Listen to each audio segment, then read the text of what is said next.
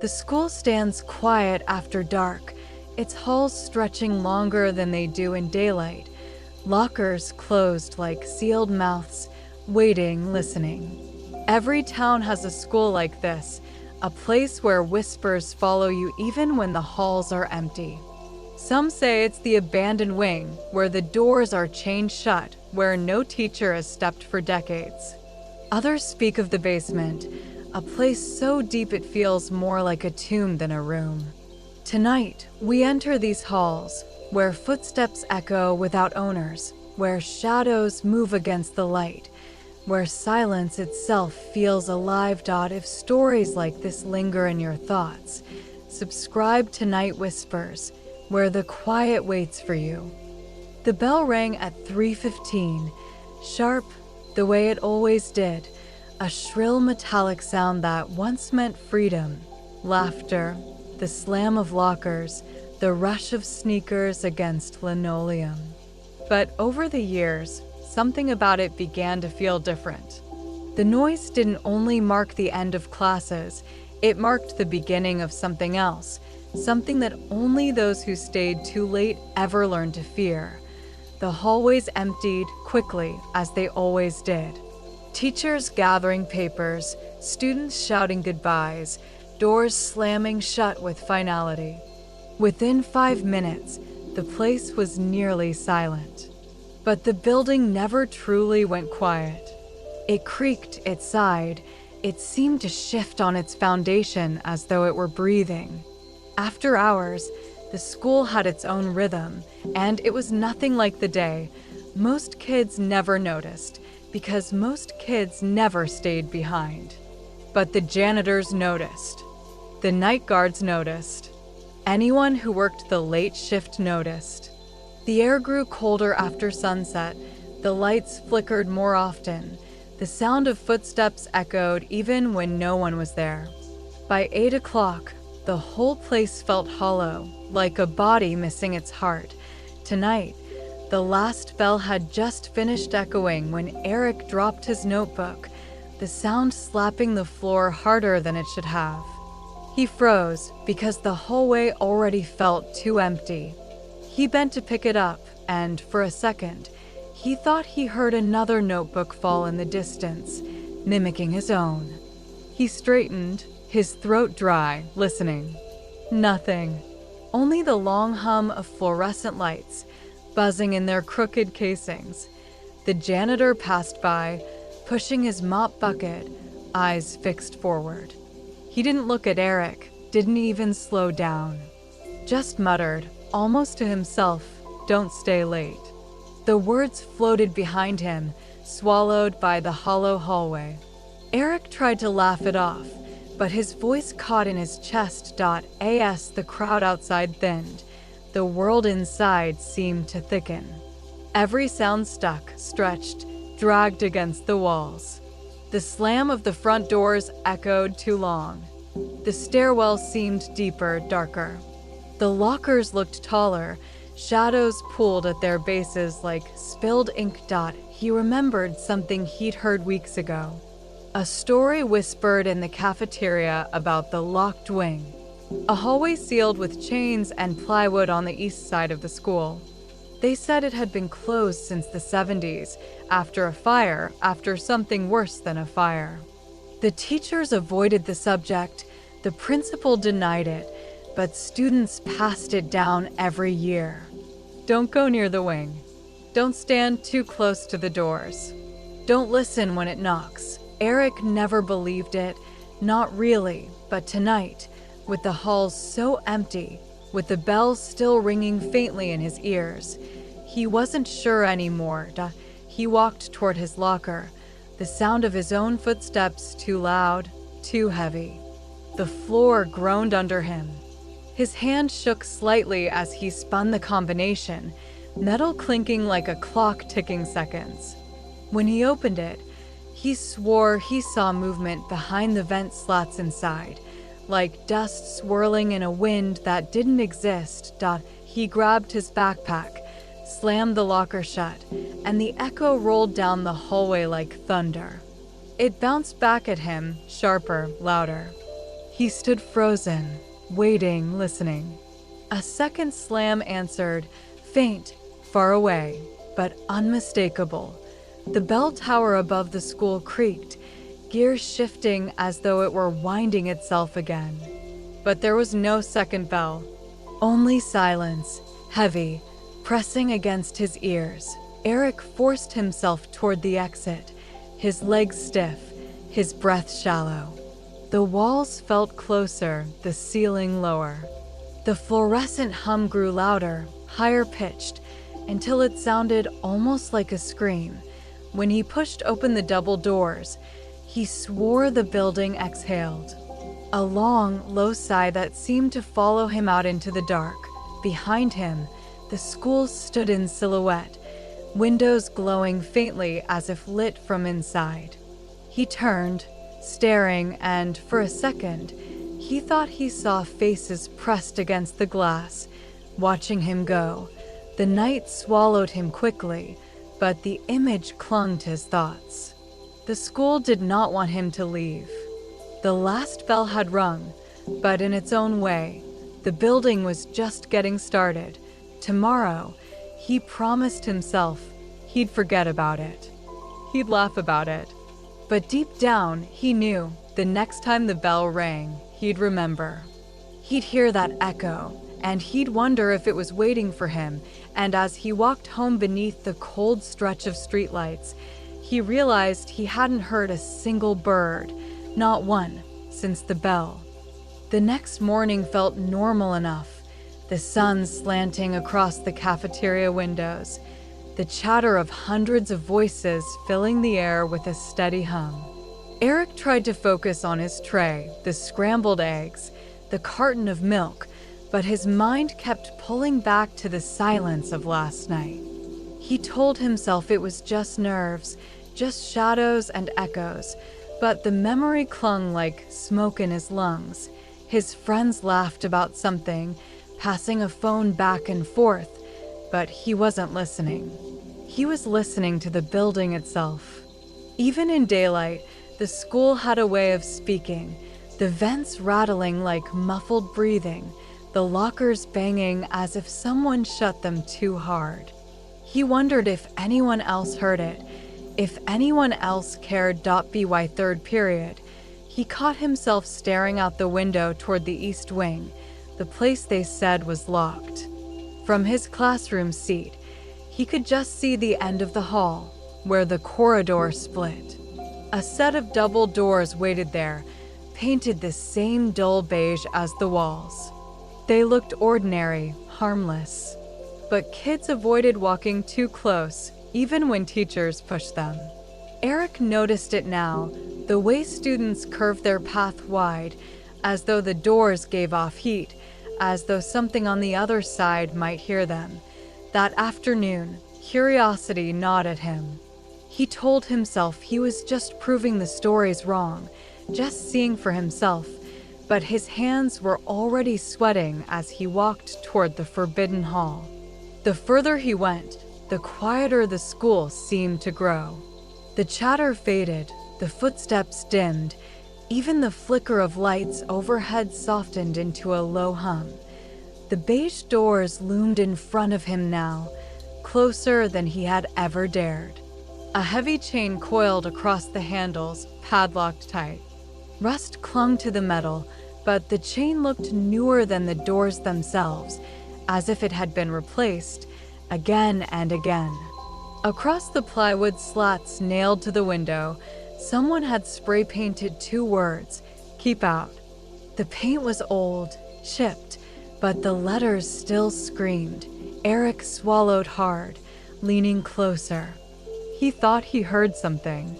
At first it was faint, like a draft in the vents. But as he pressed his ear toward the wood, the sound grew sharper, more deliberate. A whisper. No, not one whisper, many. Layered voices, overlapping, murmuring words he couldn't quite make out. His chest tightened. He pulled back fast, glancing over his shoulder. The hallway was empty. He told himself it was air, just the old pipes, maybe mice. But deep down, He knew it wasn't. The sound had been too human, too close. He walked away quickly, each step echoing louder than it should have, the whispers pressing against his spine even as the distance grew. That night, at home, he dreamed of the doors. He dreamed of standing in front of them, his hand reaching out against his will, the padlock falling away like paper. The doors opened, slowly, a crack at first, then wide enough to swallow him. Darkness poured out, thick and heavy, carrying with it the whispers, no longer muffled. This time, he understood them. They weren't calling him by name. They were asking him to come inside. He woke with his sheets twisted around his legs, his skin cold with sweat. His alarm clock glowed 3:15, the same time the school bell rang. He didn't sleep again that night. The next day, his eyes were heavy, his body sluggish, but the pull was stronger. He kept glancing toward the east wing, no matter how hard he tried not to. The whispers followed him, even in daylight. Not out loud, but in his head, like an echo that refused to stop. By seventh period, he was certain someone was watching him. In the reflection of a classroom window, he thought he saw a figure behind him, just a shadow, tall, thin, standing perfectly still. When he turned, the hallway was empty. The hair on his neck lifted. At his locker, a folded piece of paper slipped out, landing on the floor. He hadn't put it there. His hands shook as he opened it. Just one sentence, scrawled in pencil, messy, rushed. We hear you listening. The letters smeared at the edges, as though written in haste or with a hand that wouldn't stop shaking. He looked around, his breath sharp, the hall suddenly too quiet, too still. The bell rang, jolting him, but the echo of the sound felt wrong, stretched, distorted. It didn't fade the way it should. It lingered, hanging in the air, vibrating like a chord struck on a piano. Eric stuffed the note in his pocket, slammed his locker, and ran. But no matter how far he went, the words clung to him. We hear you listening. And when he passed the east wing again, for just a second, he swore the chain on the door was looser than before. By the third morning, Eric's exhaustion showed in every step. His eyes were bloodshot, his hands trembled when he picked up a pencil, and every sound in the classroom seemed sharper, harsher, as though the world itself was fraying. The whispers from the east wing didn't stay in the hallway anymore. They followed him, curling through his thoughts like smoke, slipping into his dreams, into his waking hours, into the spaces between words spoken by his classmates. He thought no one noticed, but during history. Mrs. Kessler's gaze lingered on him longer than usual. She was old enough to have gray streaking her hair, yet sharp enough to silence a room with a glance. When class ended, she asked him to stay behind. Eric froze. His friends glanced back curiously as they shuffled out, but he gave a small shrug, pretending it was nothing. The door shut, the chatter of students fading until only the hum of fluorescent lights filled the air. Mrs. Kessler leaned against her desk, folding her arms. "You've been looking tired," she said, her voice steady, but her eyes searching. "Are you sleeping?" He swallowed hard. "Not really." Her gaze didn't soften. If anything, it sharpened, as though she already knew more than he was willing to say. Finally, she asked, "You've been near the east wing, haven't you?" The words struck him like a stone. His breath caught. He didn't answer, but that was answer enough. Mrs. Kessler exhaled, slow, controlled. "You shouldn't go near there," she said. "No one should." Eric tried to laugh it off, though the sound cracked in his throat. "It's just doors, right? Old classrooms." Her jaw tightened. She leaned closer, lowering her voice, as though afraid the walls themselves might hear. "There are things in this world that leave a mark," she whispered. "Not a bruise, not a scar. A mark you can't wash away. That wing is one of them. I've seen what happens to students who get curious. I've buried some of them in memory because it's easier than remembering their faces." The words sent a chill through him. Teachers weren't supposed to talk like that. Teachers were supposed to calm fears, not feed them. Yet the way she spoke carried no drama, no exaggeration, only truth. "Why is it locked?" he asked, surprising himself with how steady his voice sounded. Her eyes flickered to the door, then back to him. "Because the lock is the only thing keeping it on the other side." Eric's heart thudded. Keeping what? For a long moment, she said nothing. Then she shook her head. "Go home. Forget it." But he couldn't. Not anymore. That night, Eric couldn't stop replaying her words. The lock is the only thing keeping it on the other side. He lay awake, the ceiling pressing down, shadows stretching long across his walls. Every time he closed his eyes, he saw the beige doors, the chain, the spray-painted warning. And behind them, he heard the whispers clearer now, like voices pressed against wood. At 2:47 a.m., his phone buzzed. A message, no name, no number. Just one line. "Do you want to see?" His stomach dropped.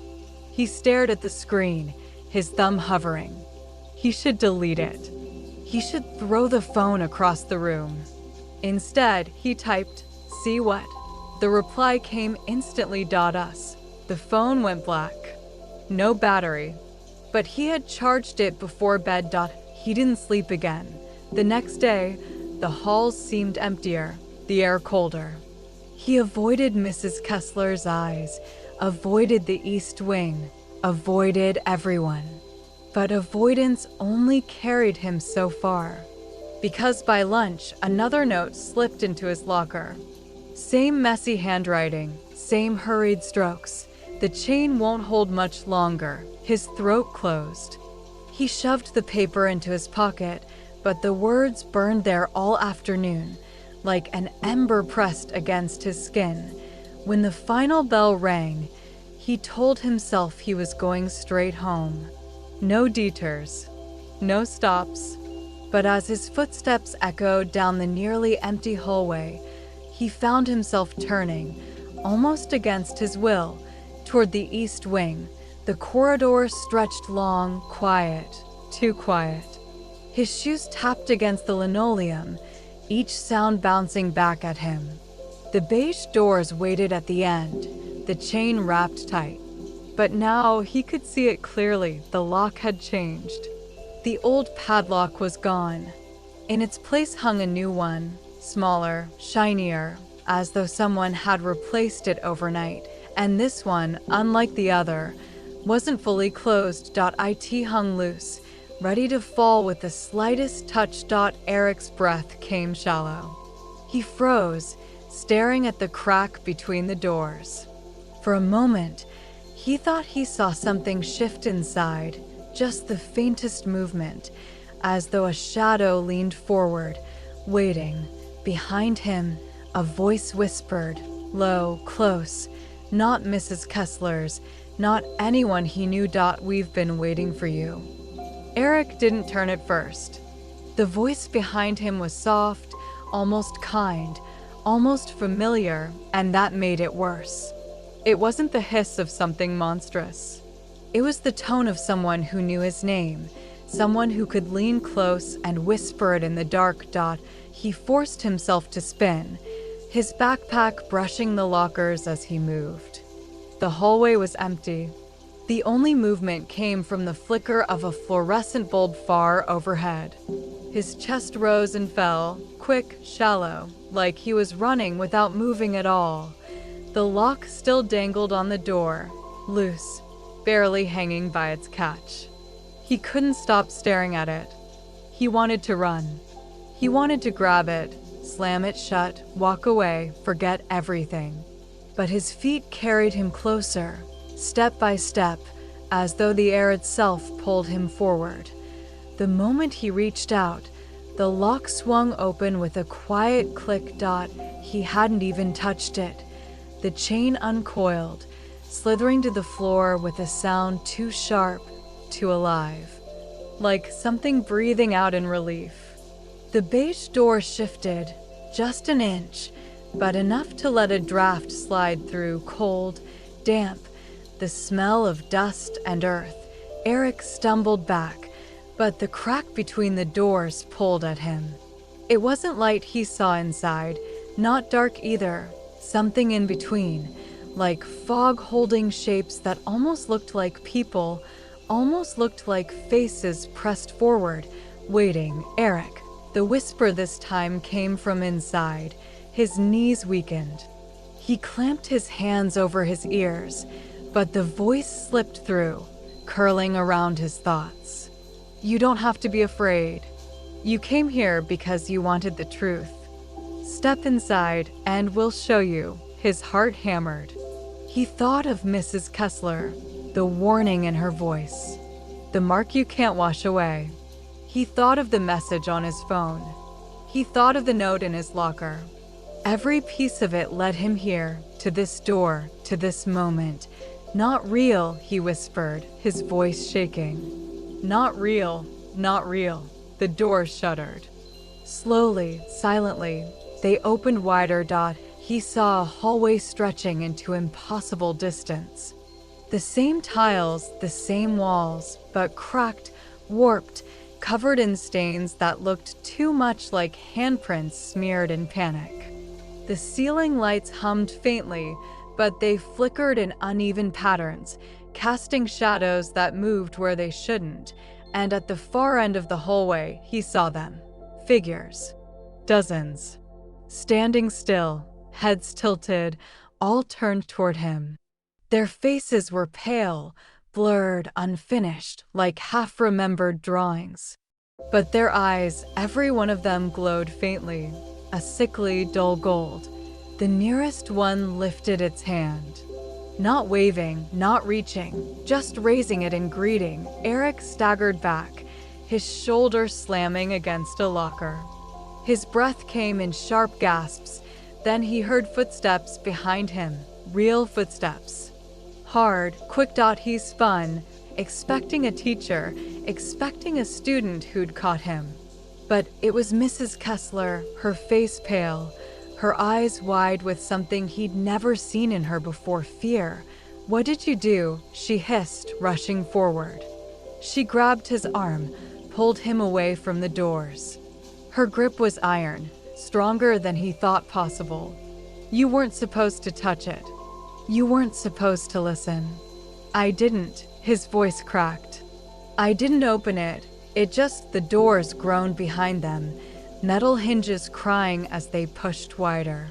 The figures in the hallway began to move, slow, synchronized, their footsteps falling together in a rhythm that wasn't human. Mrs. Kessler shoved him hard toward the exit. Go. Run. What about, don't look back? Her shout cut through the whispers, through the hum of lights, through the pounding of his heart.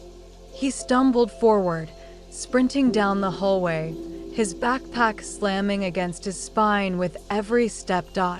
He didn't stop until he reached the corner, until the east wing was behind him, until he collapsed against the wall, chest heaving, legs shaking, and then silence. Too much silence. And no footsteps, no whispers, no slamming doors. He turned, against her command. The doors were closed again. The lock was back in place.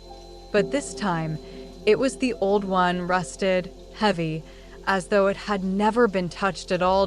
He stood frozen, his breath fogging in the cold air of the hallway. Mrs. Kessler was gone, not down the hall, not anywhere, just gone. The only sound left was the faint buzz of the lights, and in the quiet, the faintest trace of her voice, carried from the other side of the door. You should have listened. Eric didn't sleep that night. He lay in bed, staring at the ceiling, his headphones still in, though no music played. Every time he closed his eyes, he saw the door in the east wing. He saw the fog behind it, the golden eyes staring.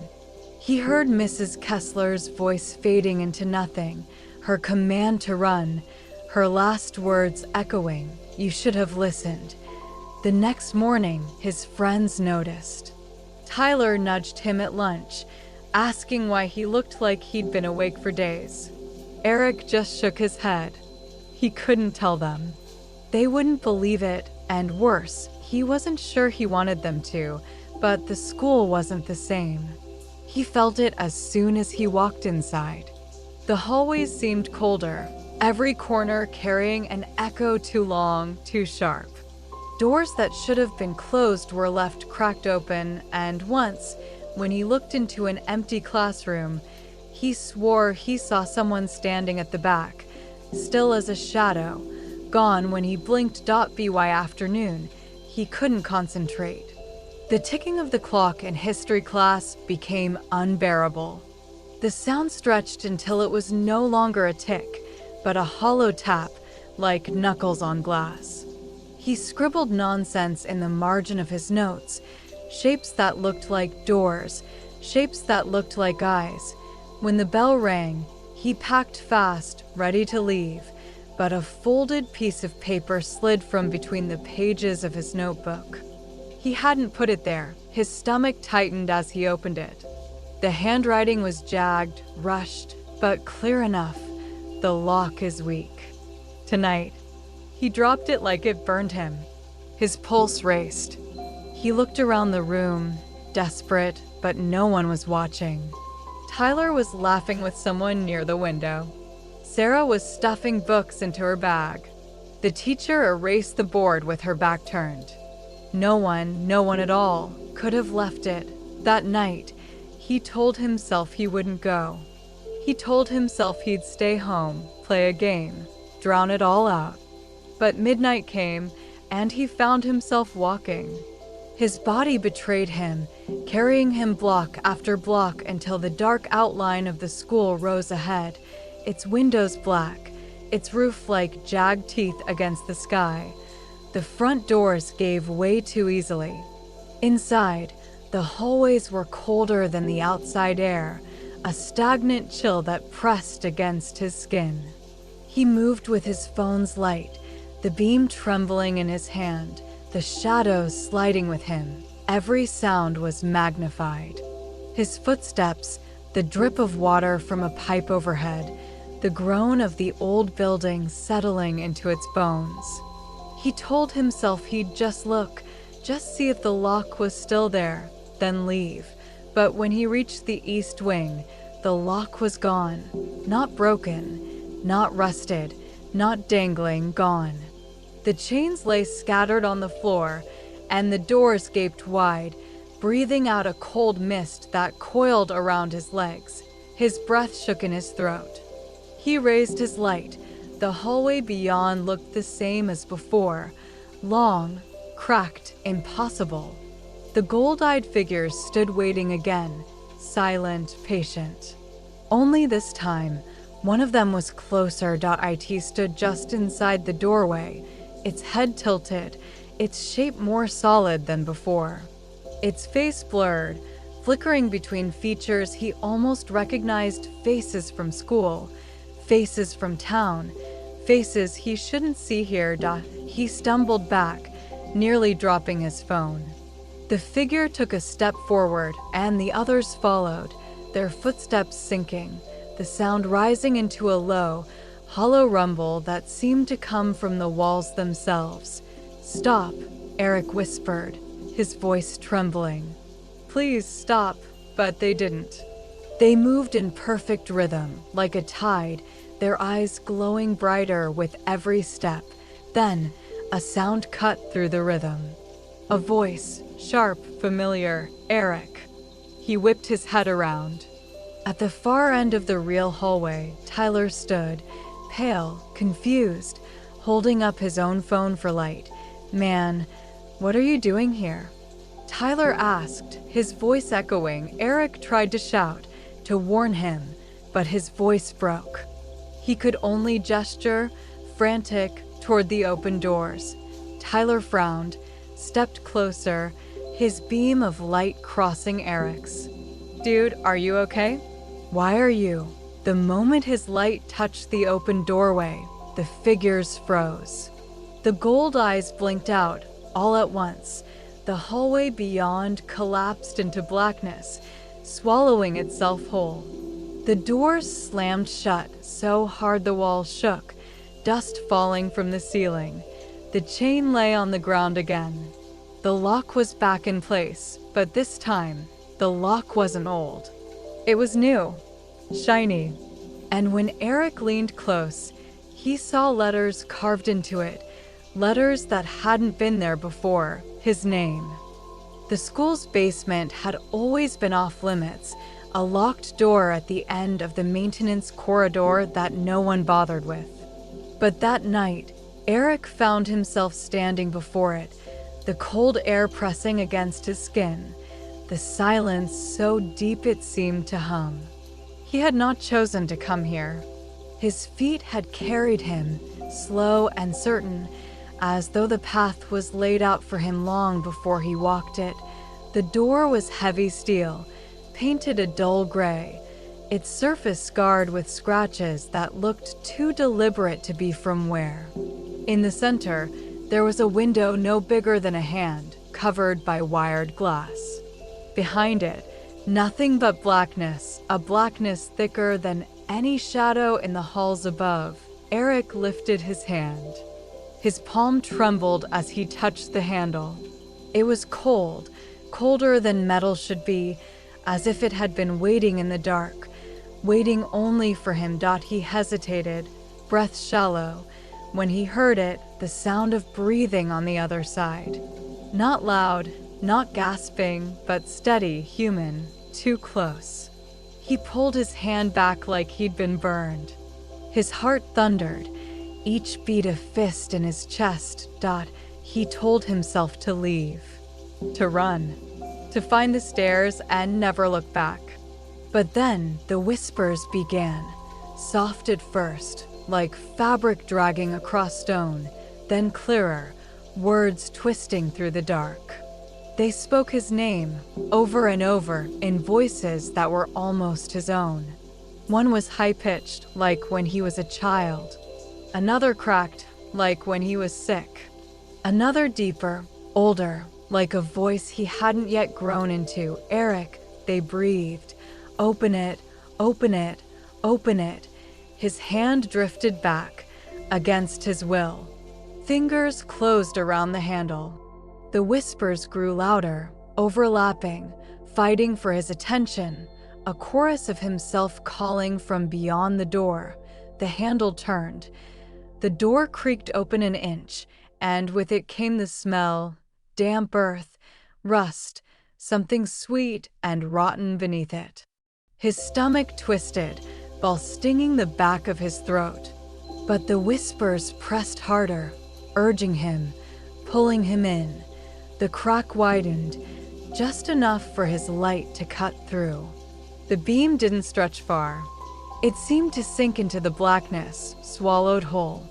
But it caught something, just for a second. Stairs, leading down, slick with moisture, and at the bottom, the faintest glow, gold like the eyes he'd seen before. Eric staggered back, slamming the door shut, chest heaving. He pressed his weight against it, but the door did not push back. It stayed shut, silent, patient. The whispers cut off. For a moment, there was nothing. He thought it was over. Then the scratching began. Not faint, not distant, sharp and clear, nails against steel, dragging from the inside out. They carved lines into the door, sparks snapping in the dark. The sound rose into a screech, so loud it set his teeth on edge. He clamped his hands over his ears, but the sound pushed through his bones, rattling, unrelenting. He stumbled down the hall, away from it, but the scratching followed. No footsteps, no voices, only that metallic scream, chasing him like a shadow. He rounded the corner, breath ragged, and collided with Sarah. She caught his arm before he fell, eyes wide. "Eric, what are you doing down here?" she whispered, her voice breaking. He couldn't answer. He just shook his head, pointing back at the corridor, the basement door hidden in the dark. But when she turned to look, the hall was silent. The scratching was gone. The door was gone. Only a blank wall remained, smooth, unbroken, as though no door had ever been there at all. Sarah stared, confused, then looked back at him. "Eric," she said softly, "you're scaring me." His mouth opened, but no words came. He glanced at the wall again, desperate to prove it, desperate for her to see, but there was nothing left. Just silence, heavy and absolute. That night, when he lay awake in his bed, he heard it again. Faint, under the hum of the night air, under the creaks of the old house. The scratching. Not from the basement this time, but from inside his own walls. Eric woke to the sound at 2:17 in the morning. Not a creak, not a pipe, but the same scratching that had chased him down the maintenance hall. It was faint, steady, measured, as though something was tracing lines inside the walls of his room. He lay still, holding his breath, afraid even the rise of his chest would betray him. The sound came again. A drag, then a pause, then another drag. It was close, too close. Not outside, not in the hall. Inside. His gaze slid to the far corner of his room, where moonlight from the window pooled faintly. The shadows there seemed thicker than they should be, as though they had weight, as though something crouched behind them. His throat went dry. He whispered Sarah's name into the dark, but no answer came.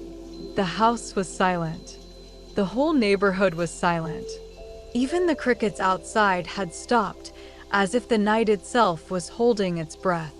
The scratching grew louder. Not frantic, not violent, patient. Like it knew he wasn't going anywhere. Like it had time. He sat up, heart pounding, and the sound stopped. For a moment, there was nothing. Relief washed through him, fragile, trembling. He swung his legs over the bed, feet brushing the cold floorboards, and that was when it started again. Not from the wall this time, from beneath him. From inside the floor, his chest clenched. He pulled his feet back, curling them onto the mattress like a child hiding from monsters, but the scratching only followed. It circled beneath the bed, slow, deliberate, dragging its claws, if they were claws, across the wood. He tried to speak, to shout, but no sound left his mouth. Only his breath, sharp and uneven, filled the room. The scratching stopped again, and then 3 knocks. Knock, knock, knock from under the bed. Eric froze, every muscle locked. The knocks came again, softer this time, almost playful. His hand shook as he reached for the flashlight on his nightstand.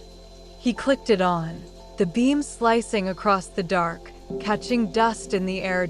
He forced himself to lean over the edge, shining the light beneath. Nothing. Just empty space. Dust, scattered socks, a box of old notebooks. No shadows where they shouldn't be. No hands reaching. No eyes. And yet, the moment he pulled back, the scratching returned. This time, from the wall by his window.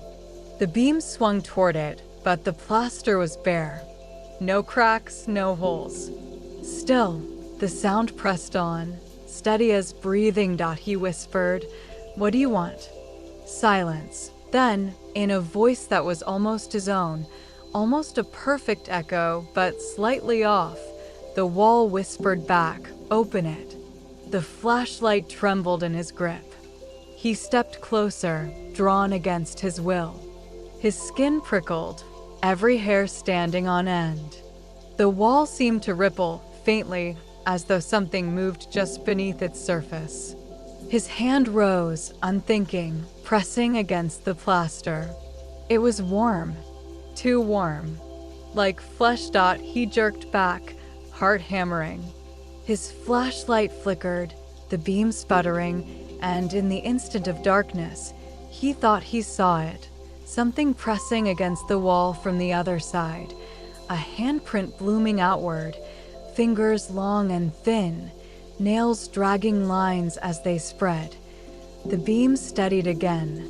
The wall was smooth, blank, but Eric could still feel the heat in his palm. He stumbled back to bed, curling beneath the blanket as though it could protect him. The scratching moved again, circling, rising, a sound inside the bones of the house itself. He pressed the pillow to his ears, but it came through anyway, relentless, patient, unhurried. When sleep finally took him, it was not peaceful. His dreams were filled with walls that bled when touched, doors that opened into stairwells with no end, and voices, always voices, whispering his name. He woke at dawn to silence. No scratches, no knocks, no whispers. But when he glanced at the wall by the window, his stomach dropped. There, carved into the plaster with clean, deliberate strokes, were 3 words: "We are here." Sarah hadn't planned on coming back to the school. After what happened in the locked wing, after the way the darkness seemed to cling to her skin, she had sworn never to step through its doors again.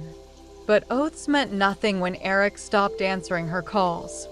He had sounded fine the last time, tired but fine. Yet tonight, the silence pressed against her like a hand.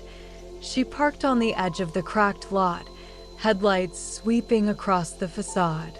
The building sat under the half-moon like a patient beast, its windows black, its roofline jagged against the pale sky.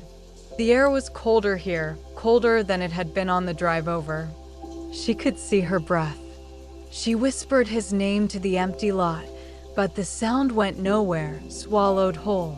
The front doors were still chained shut, padlocked with rust. That didn't matter. She knew another way in. The side entrance, half hidden by the ivy, where the wall had started to sag years ago. She pushed against the door, felt it give, and slipped inside. Her flashlight carved a narrow path down the hall, sweeping across lockers still dented from fists, doors covered in peeling paint, the occasional flicker of graffiti half buried beneath dust. The air smelled wrong, stale, yes, but also sour, metallic. It stuck in the back of her throat. She called again, softly, Eric. Something moved in the distance. Not footsteps. A scrape, like wood dragged across tile. Her heart stuttered. She wanted to leave, wanted to run back to her car, but the thought of Eric inside kept her moving forward. She passed the gym, its double doors hanging crooked. She passed the music room, where a broken piano sat with keys yellowed like teeth. At each turn, she expected him. Instead, she found silence, the silence that watches, that waits. Then came the scratching, soft at first, as if testing her, then louder, circling the hallway like it had no origin point. She froze, pressing her back to the wall, flashlight beam shaking. The sound darted left, then right, then above, in the ceiling tiles. She spun, but there was nothing. Her breath hitched. She whispered, "Stop." It did. The hallway went still, her words hanging heavy in the dark. That was when the lockers began to rattle. Not all of them, just one. A single metal door quivered, then banged open with a shriek, slamming shut again. Dust exploded into the beam of her light. She staggered back, heart slamming, and something whispered from inside the locker. Not a voice, not words, just breath. She forced herself closer, trembling, hand outstretched. Her fingers brushed cold metal. Inside, her beam caught the edges of something carved into the back wall. 3 words, "We are here." Her chest tightened. The same message Eric had told her about weeks ago. The same one she hadn't believed. The breath inside the locker hissed once, sharp, like a warning, and then the door slammed in her face. She stumbled back, dropping the flashlight. The beam spun wild across the hall, landing for just a second on something farther down. Eric. He stood at the far end of the hall, face pale, eyes dark, watching her. Relief surged through her so fast she nearly sobbed. She called his name, ran forward, her footsteps echoing, but as she drew closer, her stomach turned cold. His expression didn't change. His body didn't move. He was too still, too silent. She slowed, heart pounding, and the beam flickered again. When it steadied, he was gone. The hall stretched empty before her. Only dust hung in the air. Sarah's breath caught in her throat. She turned, spinning the beam behind her, half expecting him to be there, but she was alone. The scratching returned, louder now, pressing in from every side. She clutched the light tight and whispered into the dark, "Eric, please." Something answered, but it wasn't his voice. It was dozens, layered and broken, whispering all at once. A chorus rising from the walls, the ceiling, the floor. They spoke no words she understood, only sounds that bent wrong, sounds that made her bones ache. The beam shook in her grip, her knees threatening to give. And then, cutting through the chorus, clear as glass, came one voice she did recognize. Eric's. It whispered from directly behind her, "Don't turn around." Sarah froze at the words. Eric's voice, right behind her, clear as if he were breathing against her ear. "Don't turn around." Her pulse thundered, but the weight of his tone pinned her in place. Every instinct screamed to look, to see, to know, but something deeper, primal, warned her that to turn would be worse than death. The air behind her grew colder, colder until her breath fogged in sheets. The chorus of whispers swelled, pressing against her skull, rising until it felt like they were inside her. She squeezed her eyes shut, forcing herself to speak. "Eric, where are you?" The answer came not from behind her but ahead, down the hall, faint, desperate. "Sarah, please don't trust it." "I'm here." Her throat closed. 2 voices. One Eric behind her, one Eric in front. One she wanted to believe, one she feared to. The dark held its breath. Slowly, Sarah raised her flashlight. The beam shook across the lockers, across the dust, and found him, Eric, at the far end of the corridor again. This time, his body trembled. His eyes were wide, wet with terror. He lifted a hand, pointed toward her, and mouthed words she could barely make out. "It's not me." Behind her, the second voice laughed. Soft, low, a perfect imitation breaking apart into something older, raw. The whispers surged, pounding like blood in her ears. Sarah stumbled forward, running, her beam locked on the figure of Eric ahead. The air thickened as though the hallway were stretching, bending. She pushed harder, feet slamming tile, lungs burning, until the walls themselves began to shudder. Lockers banged open one by one, doors slamming like teeth. The chorus grew so loud it became a roar. At the very end of the hall stood a single door. She'd never noticed it before, its frame warped, paint blistered black. Eric stood just beside it, pale and shaking. His hand reached for her, real this time, solid and trembling in her grip when she finally caught it. His skin was ice. His voice was broken. "You shouldn't have come back." "I couldn't leave you here," she gasped. The roar behind them grew into a hurricane, rushing closer. The door at their backs rattled violently, as though something immense pressed against it, desperate to escape.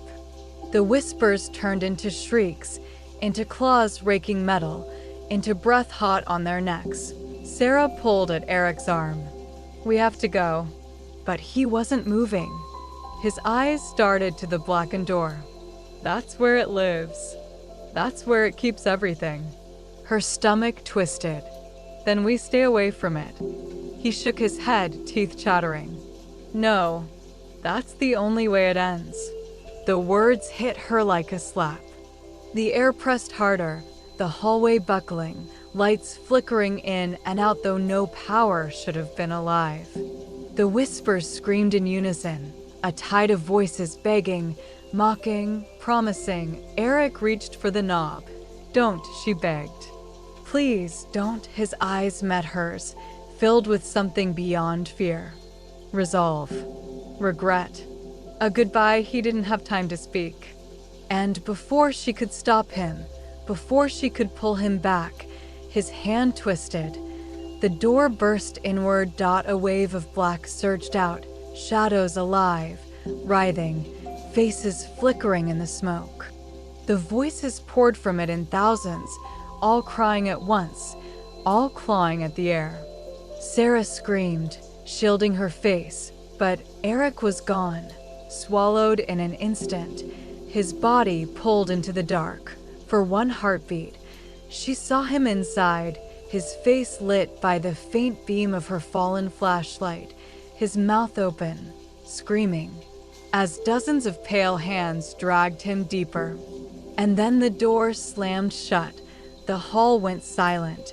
Sarah stood alone, the building groaning around her. Her breath came in broken gasps. She stumbled toward the door, beat against it with her fists, crying his name, but it was locked again. The whispers had stopped. The school was quiet. Too quiet. I end that silence. She heard one last thing. From deep beyond the blackened door, faint, almost gentle, her own voice, calling her name.